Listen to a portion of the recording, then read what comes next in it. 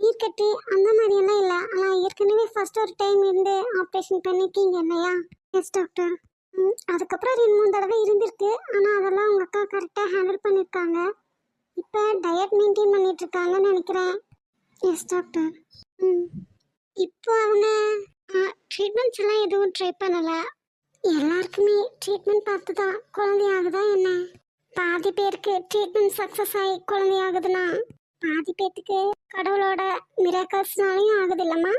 உங்க அக்கா மாதிரி இருக்கிற எல்லாருமே ட்ரீட்மெண்ட்ஸ்க்காக வரதில்லையே.